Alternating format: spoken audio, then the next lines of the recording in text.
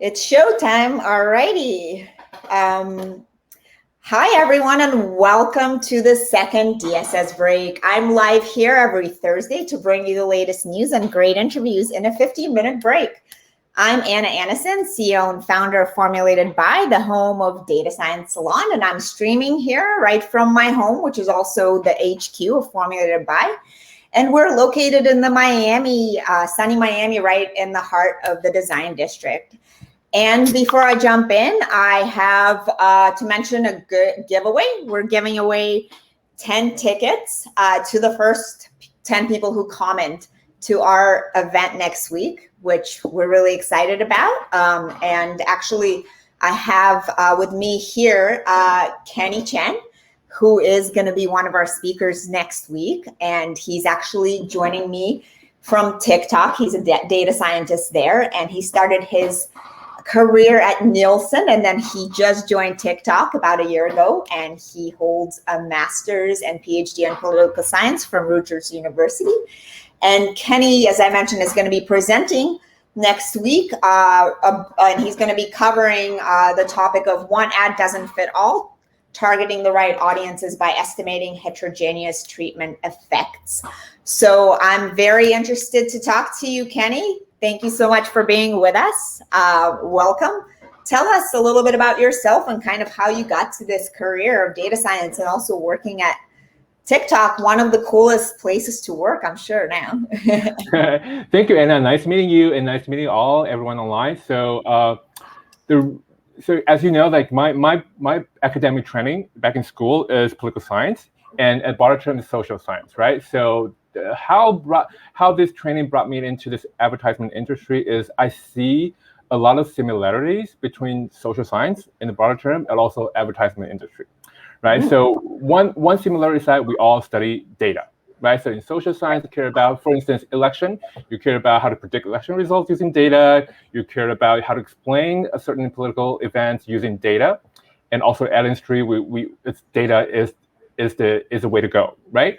And the second similarity I realized that between these two fields is that most of the time, the problems that we're trying to solve or the questions we're trying to ask, they're causal in nature, right? So it's beyond prediction. If you think about in ad industry, we care about, okay, what's going to happen? Is my ad campaign effective? Right. So if you break this up into a more granular question, essentially you're asking, what would have my outcome, right? Say sales or brand awareness or purchase intent. What would have this outcome change had some users or household been exposed to my advertisement campaign, right? So this is sort of there's just a causal element to it. And similar in all social science questions, right? So you want to know, like, what would have the election outcome been had this incumbent, had this candidate been incumbent, right? So there's similarity here. So all these problems we're trying to solve, they're causal in nature. We're trying to see that, given treatment, what's going to change. So that got me really excited about working in this ad industry. So I think that I could use what I learned in school to sort of inform these sort of problems that we're trying to solve in the real world, in the ad industry.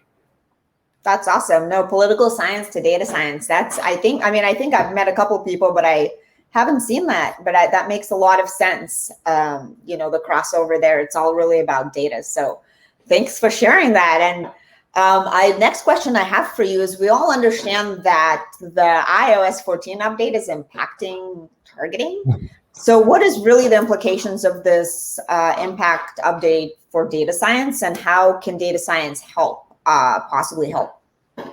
Okay, so this is a huge question. So it's super big. So I don't think I have the best answer, and I think most of us don't have the best answer yet. But I do believe that it's an important role that we need to improve and enhance this privacy regulations, right? I think it's the right way to do it. But I think it's also a perfect time for not only data scientists, because data scientists, we try to draw insights from data, but also it's a perfect timing for us to work with, like, say, engineers and even client-facing people, because they're the one who can actually know what advertisers need.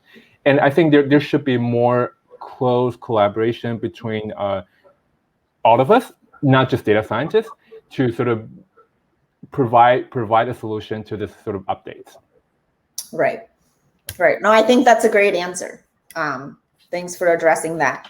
And let's dive into your upcoming talk at DSS Virtual next week, which is focused on machine learning methodologies that help advertisers determine audience segments that yield the highest ad effectiveness. How would you say that machine learning has improved advertising and marketing overall in the last 5 to 8 years? I know that's like, I'm sure it's going to be a big answer, but maybe, you know, you could talk a little bit about, you know, the last 5 years, because I know that we really saw a lot of, you know, spike in a lot of data science and machine learning investments in companies for the marketing specifically. Mm-hmm. I think this is a great question, because I tend to bring this up in my presentation next week, because I think there's a like in recent years we see that there's a huge way of collaboration between machine learning researchers and social science statisticians or econometricians, right? Because you know like traditional machine learning, like it's been there for many years, and we know that what's the advantages of machine learning is it predicts. It's good at prediction, right? It predicts better than those conventional traditional stats model, econometric models that we know. So it's good at prediction. But recently we've seen that there's a huge wave of people working together to bring together the best of the two worlds, right? Just what I said before, like I'm interested in answering causal questions.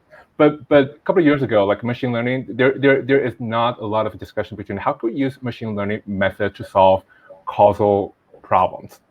And not until like the past probably 5 or 6 years ago had people start really think hard enough to sort of, okay, now that we know there's nice thing about machine learning algorithms, but how can we modify these algorithms to help people solve these causal problems? Right. Yeah, no, I think that's great, because that's just going to improve the accuracy of all the marketing campaigns that are out there, right? So, yeah, exactly. And just improve everything and probably make it a lot more efficient. I don't think that, you know, the marketing person is going to be replaced anytime soon, though. But I think we're going to get, you know, more help and support from data science, right? And that's Correct. amazing. So, and TikTok was just named as one of the Times 100 most influential companies. Big congratulations. What does this future hold for data science at TikTok? Okay, thank you. But I think that definitely means that there are a lot of opportunities at TikTok, because TikTok is a new company and we're growing very fast. And there's a lot of and the exciting thing about being a data scientist personally at TikTok is that whatever I do would have an impact both internally. You can help people make decisions, right? You can help make internal decisions, and also like what I do is I can help advertisers make informed decisions based on data.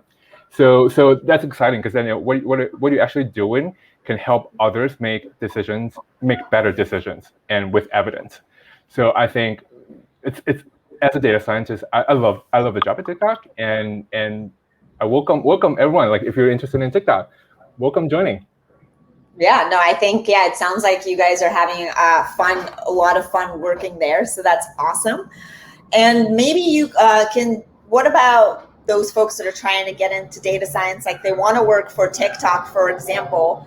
How would they go about that? Like, you know, like let's say I'm just finishing up my master's or PhD and I'm really interested in getting into TikTok. Maybe you could talk about like how would somebody go about that if you don't know anybody there, right? Like if you don't have anybody to talk to, where maybe can you talk a little bit about where somebody can go if they're interested in the career like that?